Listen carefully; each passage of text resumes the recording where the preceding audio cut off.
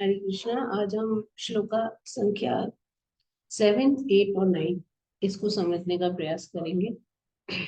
यदा यदा हि धर्मस्य ग्लानिर्भवति भारत अभ्युत्थानम् अधर्मस्य तदात्मानं सृजाम्यहम्।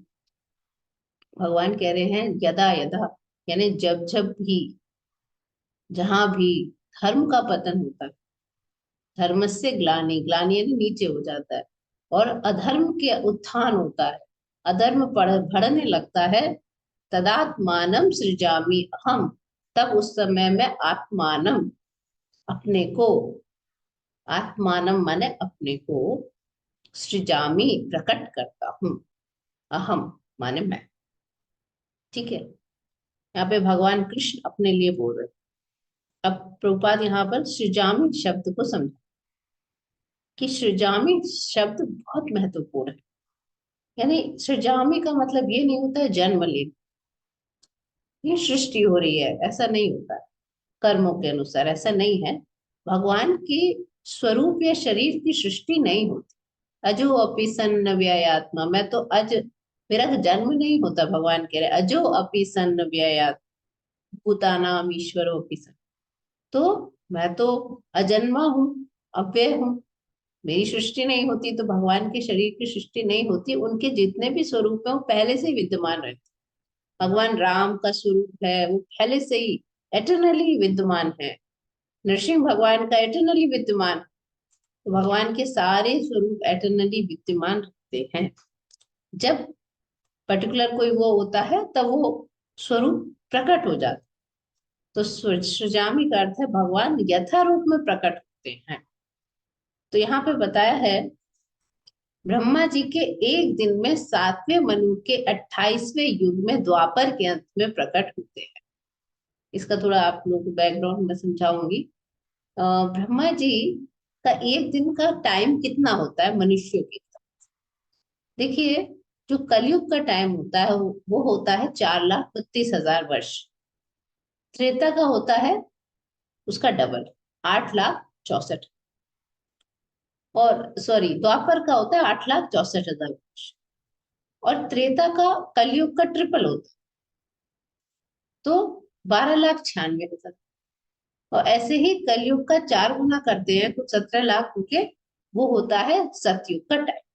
और जब इन चारों को ऐड कर देते हैं, सतयुग और जो है त्रेता युग, द्वापर युग और कलयुग, जब इन चारों को ऐड कर देते हैं तो होता है 43,20,000 वर्ष, 43,20,000। ये इसको एक चतुर्युगी बोलते हैं, एक चतुर्युग। ऐसे जब 1,000 चतुर्युगी आते हैं तब ब्रह्मा जी का एक दिन होता है, तब ब्रह्मा जी का एक दिन होता है। और ऐसे ही 43,20,000 में 1,000 से गुणा कर दोगे तो वो ब्रह्मा जी की एक रात।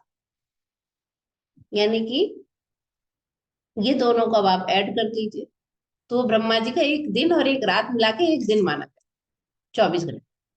ऐसे ब्रह्मा जी के 365 दिन होते हैं, फिर उनका एक साल बनता है। यानी कि उसमें आप 365 से गुणा कर दो।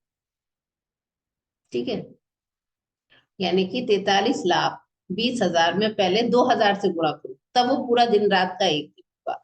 फिर उसमें 365 से मल्टीप्लाई कीजिए, फिर वो तो एक साल हुआ। ऐसे ब्रह्मा जी 100 साल जीते हैं, उसमें 100 साल से मल्टीप्लाई करो। तो इस प्रकार से ब्रह्मा जी का लाइफ टाइम बहुत लंबा होता है, बहुत लंबा।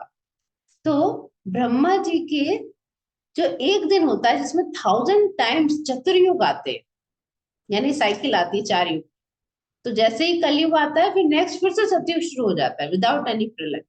जब ब्रह्मा जी का दिन खत्म होता है और सोने जाते तब प्रलय होता है, और जब ब्रह्मा जी की मृत्यु होती तब भी प्रलय। तो ब्रह्मा जी के एक दिन में 14 मनु आते, 14 मनु। और एक मनु का कार्यकाल 71, 71 चतुर्युग होता है। तो यहाँ पे पता है कि ब्रह्मा जी के एक दिन में 7वें मनु, तो अगर उनके 14 मनु आते हैं तो 7वां मनु यानी कि उनके दिन का दोपहर चल रहा होगा ब्रह्मा जी का। ठीक है, तो ब्रह्मा जी का आप समझ सकते हैं कि ऑलमोस्ट 500 चतुर्युग बीत चुके हैं और 500 और बचे हैं, ऐसे मान के चले। तो सातवें मनु, अब सातवां जो मनु है उनके भी 71 चतुर्युग राज करते हैं। तो उसका 28वां जो द्वापर युग है, यानी 28वें चतुर्युग का द्वापर युग, उसमें स्वयं भगवान प्रकट होते हैं, स्वयं भगवान कृष्ण। बाकी हर द्वापर में भगवान कृष्ण आते हैं, लेकिन वो भगवान विष्णु से आते हैं। लेकिन ये जो होता है सातवें मनु के 28वें द्वापर में, भगवान स्वयं कृष्ण जो अवतारी हैं वो प्रकट, पूर्ण पुरुषोत्तम भगवान। लेकिन वो इस नियम का पालन करने के लिए बाध्य नहीं है, अपनी स्वेच्छा से कर्म करने के लिए स्वतंत्र है। लेकिन उन्होंने कुछ नियम बना रखे हैं तो भगवान पालन भी करते हैं कई बार। ठीक है। तो यहाँ पे यही बताया कि भगवान स्वेच्छा से प्रकट होते हैं जब भी वेदों में दिए गए नियमों में कोई त्रुटि आती है। और ये भी बताया है कि जो वेद है वो स्वयं भगवान ने ब्रह्मा जी को हृदय में दिए थे। तो यानी ब्रह्मा जी आ, यानी कि जो भगवान जो बोलते हैं वही वेद होता है। तो ऐसा भागवतम में है, यमराज जी बोलते हैं, धर्म तो साक्षात भगवत प्रणीतम, यमदूतों को समझा रहे हो कि धर्म तो क्या है, साक्षात भगवत प्रणीतम, जो भगवान भगवान ने जो आदेश दे दिया वही धर्म है। ठीक है। तो यहाँ पर जो वेदों का उद्देश्य है वो यही है कि नियमों की स्थापना करना। और लेकिन नियम, भगवान ने गीता में अपना क्या आदेश दिया है, सर्वधर्मान परित्यज्य माम एकम शरणम प्रजा, सारे धर्मों को छोड़कर केवल एक मेरी ही शरण लो। तो जब भी भगवान के जो वैदिक नियम है उनको जो शरणागति है वो लोग तो फॉलो करते हैं, लेकिन असुर लोग फॉलो नहीं करते हैं। और जब बहुत ज्यादा व्यवधान आ जाता है तो भगवान प्रकट, जैसे कि भागवत पुराण से हमें पता चलता है कि बुद्ध भी भगवान कृष्ण के अवतार, यानी भगवान विष्णु। वो क्यों प्रकट हुए फिर, उन्होंने क्यों वेदों को वेदों को जो है नकार दिया, क्यों? क्योंकि उस समय जो भौतिकतावादी लोग थे, बहुत मिटरलिस्ट लोग थे, वो वेदों की आड़ लेकर पशु बलि करते थे, वेदों के मतलब को ना समझकर। और उनकी योग्यता नहीं है, कलयुग में जो है पशु बलि अलाउड नहीं है। लेकिन बाकी युगों में जो ब्राह्मण होते थे वो ऐसा यज्ञ कराते थे प्रॉपर, और वो बहुत ही उच्च कोटि के शुद्ध ब्राह्मण होते थे। और उनका जो ज्ञान होता था वेदों का, वो जीवन अपना वैसे ही जीते थे। और वो जो मंत्रों का उच्चारण करते थे, उस मंत्र का इफेक्ट से वो जो पशु मरता था बलि में, उसको तुरंत मनुष्य जीवन प्राप्त। लेकिन क्योंकि पता है कि कलयुग में ऐसे ब्राह्मण नहीं बचेंगे, कि वो, क्योंकि आप जिस टोन से भी बोल रहे हो मंत्र, उस टोन से ही मंत्र का मतलब भी बदल जाता है। तो लोगों को ना उसका नॉलेज होगा, ना उनका आचरण शुद्ध होगा। तो ऐसे करके, लेकिन वो वेदों का आड़ लेके पशु बलि करने लगे, नॉनवेज खाने की। तो इतना ज्यादा उस समय हर चीज का उल्टा मनगढ़ंत मतलब लगाया जाने लगा। तो जब भगवान बुद्ध आए तो उन्होंने कहा हम वेदों को नकार देते, क्योंकि लोगों को समझाना बेकार था, समझ में उनको आ नहीं रहा था। तो उन्होंने वेदों को नकार दिया और अहिंसा का धर्म का उपदेश दिया। और इतना फैला बौद्ध धर्म एक टाइम पे पूरे इंडिया में। और आप देखिए जो चाइना, जापान और आसपास के जितने भी कंट्रीज हैं, इवन पाकिस्तान, अफगानिस्तान और वहां आगे तक, इधर म्यांमार, मलेशिया, श्रीलंका में अभी भी है, ऐसे कुछ कंट्रीज में अभी भी है। उसके बाद श्री शंकराचार्य आए, उन्होंने वापस से वेदों की स्थापना की, जो शिव जी के अवतार। तो यहाँ पे यही बताया है कि क्यों उनका, इसलिए हर अवतार का कुछ ना कुछ उद्देश्य होता है। तो भगवान जब कृष्ण रूप में आते हैं तो उनका उद्देश्य क्या है, भगवान ने बताया मेरा उद्देश्य क्या है। लेकिन एक्चुअल में उनका असली उद्देश्य तो भक्तों को आनंद देना। मारने वाली बात है वो तो, वो किसी से भी करवा सकते हैं। तो यहाँ पे यही बताया है। एक चीज और प्रभुपाद लिख रहे हैं, जब भी कोई अवतार लेते हैं, ऐसा नहीं है कि भारत की धरती पर ही अवतार लेते हैं। और जितने भी भगवान के अवतार हैं उनका विशेष उद्देश्य होता है, शास्त्रों में उसका वर्णन है कि वो अवतार क्यों होता है। बिना किसी उद्देश्य के हर कोई अपने को अवतार नहीं ऐसे प्रोनाउंस कर सकते, क्योंकि शास्त्रों में लिखा होना बहुत जरूरी है। तो हर कोई अवतार जो होता है उसका ये बताया है कि वो उतना ही समझाता है जितना उस समय के उस पर्टिकुलर प्लेस के लोगों को, उस पर्टिकुलर काल के लोगों को समझ में आ सके। हाई लेवल की मैथ प्रभुपाद समझा रहे हैं। अ, उन्होंने ये पहले ये बताया कि उनका लेकिन बेसिक उद्देश्य एक ही होता है कि लोगों को गॉड कॉन्शियस करे, उन्हें बताएं कि भगवान नाम की चीज है भाई जिसने हमें बनाया है, और हमें डर के रहना चाहिए, उनके नियमों का पालन करना चाहिए, नहीं तो नरक जाना पड़ेगा। जो बात सच है वो समझाते हैं, बट स्टिल। और यहाँ पे ये भी बोला है प्रभुपाद ने कि देखो कभी जीसस क्राइस्ट के रूप में अपने प्रतिनिधि को मतलब कभी अपने बेटे के रूप में भेजते हैं अपने जीसस क्राइस्ट को, या कभी मोहम्मद साहब आते हैं, कभी कोई ना कोई आते हैं और वहां के लोगों को फिर समझाते हैं कि कैसे रहना चाहिए, क्या करना चाहिए। बेसिक प्रिंसिपल सबके सेम है ना। तो यहाँ पर ये भी बताया है। बट देखिए क्लास में भी जैसे ऊंची क्लास है और नीची क्लास है। कोई जो नाइन्थ का बच्चा है वो इंटीजर समझता है, लेकिन जो फर्स्ट का बच्चा है वो इंटीजर नहीं समझता है। लेकिन 1+1 2 होता है, ये तो नाइन्थ क्लास के लिए भी ट्रू है और फर्स्ट क्लास के लिए भी ट्रू है। लेकिन -2 1 -2 -1 होता है, ये एक फर्स्ट क्लास के बच्चे को समझ नहीं आए क्योंकि इसने इंटीजर नहीं पढ़ा। तो 1 -2 +1 -2 लिखेगा, ये कैसे उल्टा है? छोटे में से तो बड़ा घटता है, माइनस ही नहीं हो सकता, घटा ही नहीं सकते। यही सिखाया जाता है कि 2 में से आप 4 नहीं घटा सकते, है ना। लेकिन इंटीजर में बताया जाता है वो -2 होता है। तो इसी प्रकार से कि जो अर्जुन था उसका लेवल बहुत हाई था, इसलिए उन्हें गीता का ज्ञान दिया गया। इसलिए संसार के हर जगह जाके भगवान ने जब भी अपना या तो प्रतिनिधि भेजा या खुद गए, या हर जगह गीता का ज्ञान नहीं दिया भगवान ने उन्हीं को दिया जो उस लेवल पे थे। अर्जुन का लेवल बहुत हाई था, इसलिए अर्जुन को गीता का ज्ञान। तो गीता का ज्ञान समझना उतना आसान नहीं, बहुत ही हाई क्लास की बात है। तो हम लेकिन प्रयास करते हैं, आचार्यों ने हमको, हमारा जो जन्म है वो भारतवर्ष में हुआ, ये बहुत उच्च कोटि की बात है कि हमें बचपन से बहुत सारे संस्कार मिले, हम समझ सकते हैं। तो इसको हमें ऐसे waste नहीं करना चाहिए और गीता को अच्छे से समझने का प्रयास करना चाहिए, जबकि प्रभुपाद ने इतने अच्छे से उसको एक एक श्लोक को समझाया। ठीक है। तो यहाँ पे यही बताया है कि अवतारों का एकमात्र उद्देश्य उद्देश्य होता है कि कैसे लोगों में भक्ति का प्रचार हो, वो भगवान को माने और अच्छे से रहे, मॉरली रहे। अब अगला श्लोक है, परित्राणाय साधूनां विनाशाय च दुष्कृतां धर्म संस्थापनार्थाय संभवामि युगे युगे।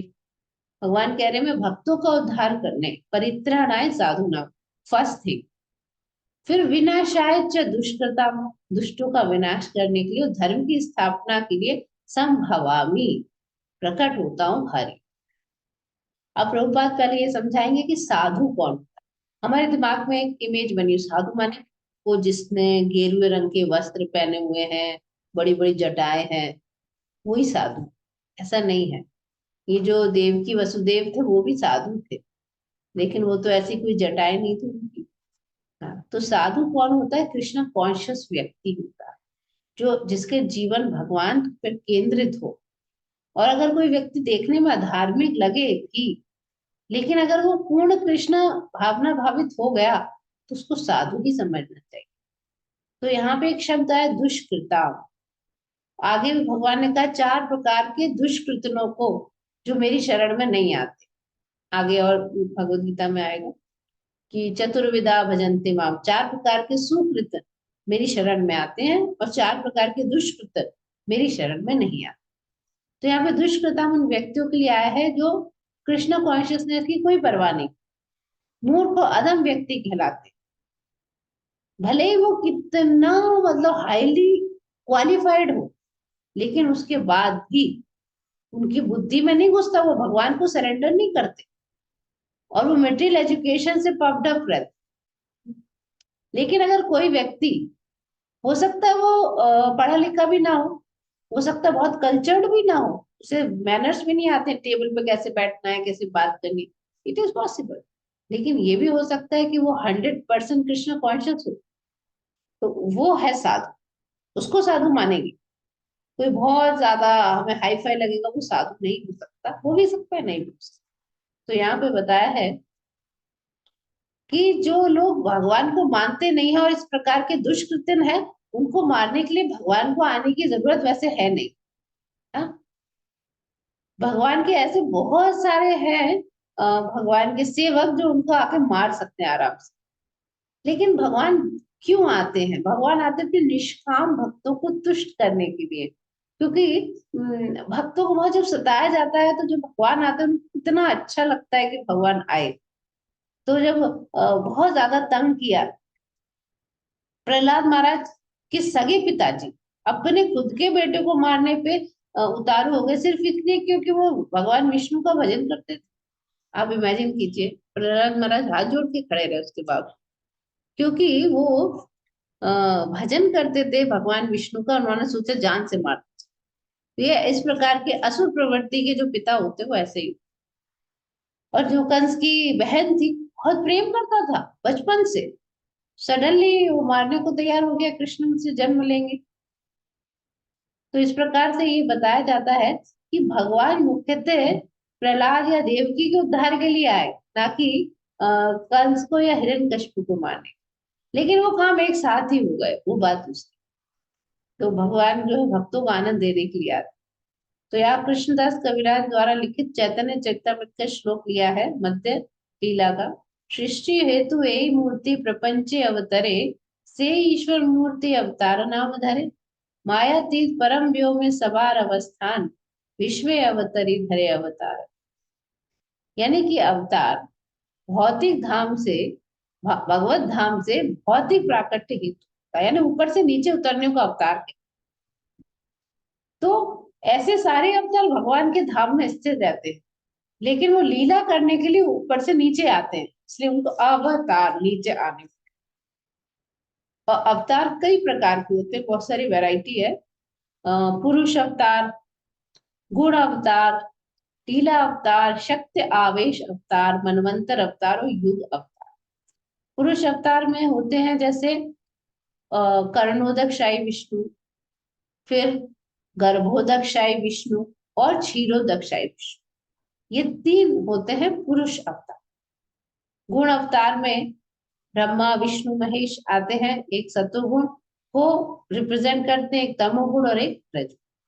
लीला अवतार में बहुत सारे राम, नृसिंह, वराह, ये सब लीला अवतार।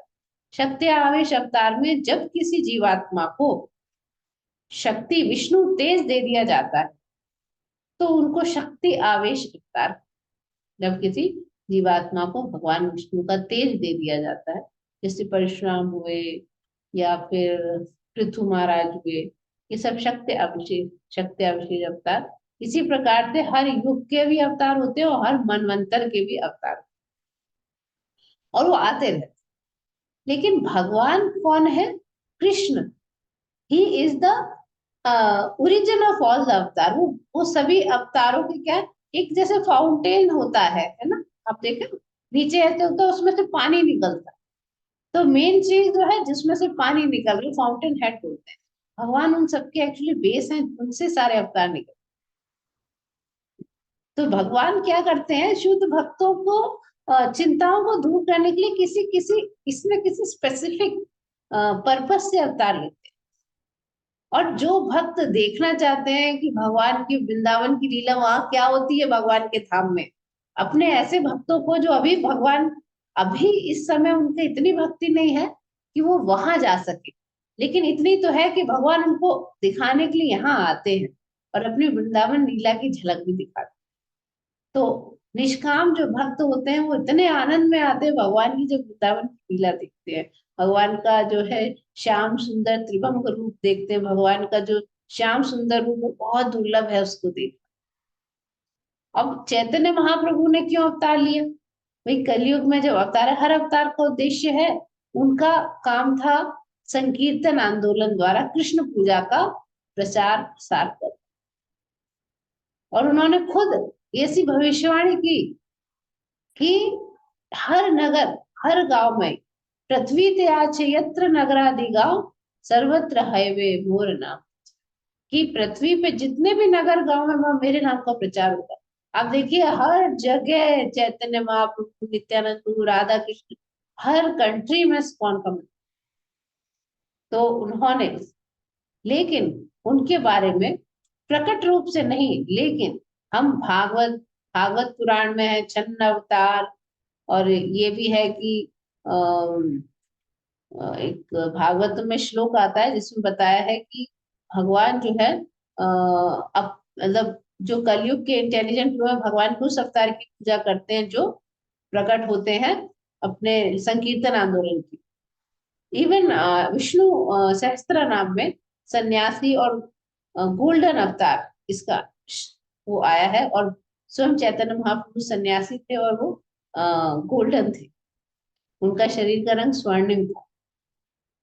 तो यहाँ पर वो भगवान क्योंकि चैतन्य महाप्रभु प्रकट रूप नहीं करना चाहते थे, इसलिए भक्तों के बीच ही उन्होंने अपने अपने श्याम सुंदर रूप को प्रकट किया, तो स्वयं कृष्ण का अवतार।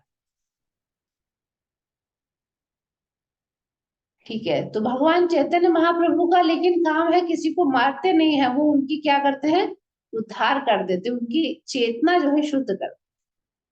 अब 9वां श्लोक है, जन्म कर्म च मे दिव्यम एवं यो वेत्ति तत्त्वतः त्यक्त्वा देहं पुनर्जन्म नैति मामेति सो अर्जुन। भगवान कह रहे हैं जन्म कर्म च मे दिव्यम, मेरे जो जन्म और कर्म है वो दिव्य है।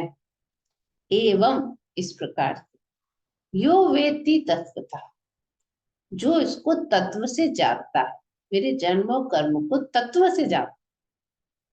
त्यक्त्वा देहम पुनर्जन्म, देह त्याग कर जो पुनर्जन्म है नैति नहीं होता, फिर नहीं होगा, फिर क्या होगा, मामेति सो अर्जुना, मामेति माने मेरे पास आएगा, मुझको प्राप्त करेगा हे अर्जुन। तो जो भगवान के जन्म यानी आविर्भाव और कर्म की दिव्य प्रकृति को जान लेता है तो उसकी मुक्ति हो जाती है।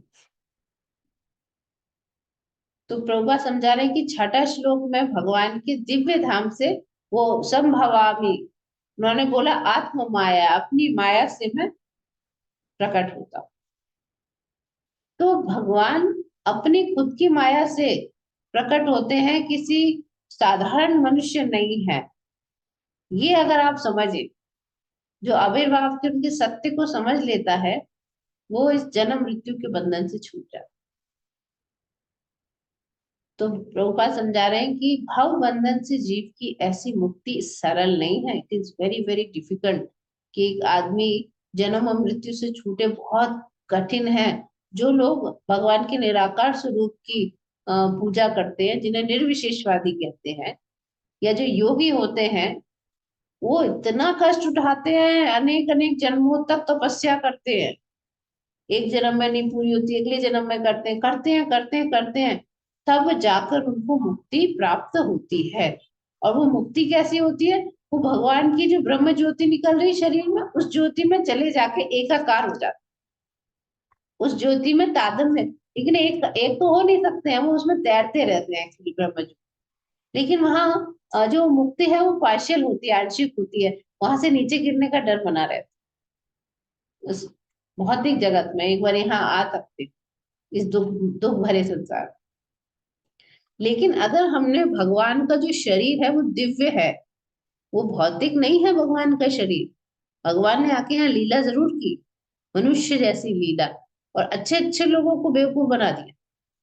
जब सीता माता को रावण उठा के ले गया, भगवान राम इतना रोए इतना रोए, पेड़ से कहते हैं तुमने मेरी सीता को देखा था, कोई पक्षी, हे खग मृग, हे मधुकर श्रेणी, तुम देखी सीता मधु, तुम देखी सीता मृग ने, ऐसे पूछ रहे हैं, पक्षी से पूछ रहे हैं, हिरन से पूछ रहे हैं, भौरे से पूछ रहे हैं, पेड़ से पूछ रहे हैं, सबसे पूछ रहे हैं। अभी संसार में ऐसा कौन गर्लफ्रेंड बॉयफ्रेंड या हस्बैंड वाइफ होगा, मैं ये जानना चाहती हूँ, जिसकी वाइफ चली जाए वो इतना ज्यादा मतलब शोक में हो जाए, इतना रोए कि उसको यही नहीं समझ आ रहा है कि मैं पेड़ से पूछ रहा हूँ ये बताएगा क्या, मैं पक्षी से पूछ रहा हूँ ये बताएंगे। इतना रोए, इतना इतना शोक प्रकट किया कि माता पार्वती को डाउट हो गया, बोलते ये कोई भगवान है, मुझे तो डाउट लग रहा है। शिव जी बोले नहीं नहीं, ये परम पुरुष भगवान ही है। बोले नहीं नहीं, मुझे डाउट लग रहा है। उनके मना करने के बावजूद भी उनकी परीक्षा लेने चली गई, सीता जी का वेश धारण। इतना रो रहे हैं, इतना तड़प रहे, चल रहे हैं, ढूंढ रहे हैं, लक्ष्मण जी कैसे तैसे उन्हें संभाल रहे हैं। और जैसे इन्होंने सामने देखा पार्वती जी को जो सीता का पूरा वेश बना के आई थी, तो कहते माता प्रणाम, वो नहीं आए क्या, शिव जी नहीं आए। तो डर गई, डर गई, कहते अरे। तो बाद में शिव जी, उस समय सती थी वो पार्वती नहीं थी। तो बाद में शिव जी ने उनका त्याग भी किया था, उन्होंने शरीर भी छोड़ा, फिर बाद में पार्वती रूप में जन्म लिया। तो भगवान जो है ना, उनके कर्मों को समझना एकदम इम्पॉसिबल। वो ऐसे बिहेव करते हैं जैसे कि एक साधारण मनुष्य, हर चीज ना एकदम सच में करते हैं वो। इतना रोएंगे, जब लक्ष्मण को शक्ति लग गई इतना रोए कि क्या बताया जाए, इतना उन्होंने विलाप किया। तो कोई भी उन्हें ऐसे देखेगा तो कंफ्यूज हो जाता। लेकिन जो भगवान की जानता है कि भगवान का शरीर कैसा है, भगवान का जन्म क्या है, भगवान की कर्म क्या है, अगर उनकी दिव्य प्रकृति को कोई समझता है, वो सिर्फ भक्तों की कृपा से समझा जा सकता है। तो फिर इस शरीर के अंत होने पर हम भगवान के धाम को जा सकते, फिर संसार में लौट आने का भय नहीं रहे। ब्रह्म संहिता में क्या बताया है कि भगवान के अनेक रूप तथा अवतार हैं, अद्वैतम अच्युतम अनादि अनंत रूपम। अनंत अनंत अवतार है, जैसे समुन्द्र में लहरें उठ रही है, कोई काउंटिंग करने बैठ जाए सुबह से रात कितनी लहरों को काउंट करेगा, नहीं कर पाएगा। ऐसे भगवान के अवतार है। हमें तो थोड़े बहुत अवतार जो शास्त्रों में लिखे उतना ही पता है, और हमें अवतार पता ही नहीं। लेकिन वही भगवान एक वही है, वही कृष्ण। भले ही उनके अनेक अनेक दिव्य रूप है, जो लोग इस बात को समझ लेते हैं, ये अच्छे अच्छे संसारी विद्वानों को और ज्ञानियों को भी समझना मुश्किल है, लिखा है अगम्य है।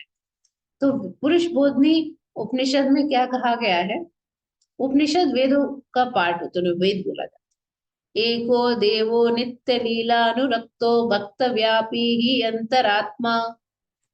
एक भगवान अपने निष्काम भक्तों से अनेक अनेक दिव्य रूप में सदैव संबंधित रहते हैं। भाई किसी को राम रूप से ज्यादा अटैचमेंट है तो वो राम जी के प्रति एकदम अटैच रहेगा, तो भगवान उस रूप में अटैच रहते हैं। किसी को नरसिंह रूप से, किसी को वराह, किसी को मत्स्य, किसी को भगवान कृष्ण। प्रकार से भगवान एक ही रूप में अलग अलग दिव्य रूप लेके भक्तों के साथ अटैच, संबंधित रहते हैं। तो वेद वचन की स्वयं भगवान ने गीता के श्लोक में पुष्टि की है कि मैं आता हूं अपने भक्तों को आनंद देने, यहाँ पे भगवान ने बोला है। और मेरे जन्म और कर्म क्या है, दिव्य हो। तो यहाँ पे ये बताया है कि जो वेद वचन को मानता है, भगवान के प्रमाण को मानता है, तो वो अपना टाइम नहीं वेस्ट करता अनेक जन्मों तक यही ढूंढने में कि कौन है मुक्ति का चरम लक्ष्य, कौन है मुक्ति के चरम लक्ष्य, भगवान कृष्ण है। तो इस सत्य को श्रद्धा पूर्वक स्वीकार करने से मनुष्य निश्चित रूप से मुक्ति का लाभ प्राप्त करता है। यहाँ पे प्रभुपाद बता रहे हैं कि वैदिक वाक्य है तत्वमसि लागू होता है। जो कोई कृष्ण को परब्रह्म करके जानता है, या उनसे कहता है तत्वमसि, आप वही हैं, आप वही परब्रह्म श्री भगवान हैं, तत्वमसि आप वही भगवान हैं, तो वो मुक्त हो जाता है, क्योंकि उसको पता है। ठीक है। तो यहाँ पर वेद वचन एक और है, तमेव विदित्वाति मृत्युमेति नान्यः पंथा विद्यते अयनाय। श्री भगवान को जान लेने से ही मनुष्य जन्म तथा मृत्यु से मुक्ति की पूर्ण अवस्था प्राप्त कर लेता है। तमेव विदित्वाति, विदित्वा माने जानना। अगर आप उनको जान ही लो भगवान है कौन, सिर्फ जानने से ही आप जन्म और मृत्यु से छूट जाओ। कितनी अनोखी बात, सिर्फ भगवान को जानने से कि उनका जन्म क्या है, उनके कर्म क्या है, जानने से ही छूट जाता। और कोई उपाय नहीं है, श्वेताश्वतर उपनिषद।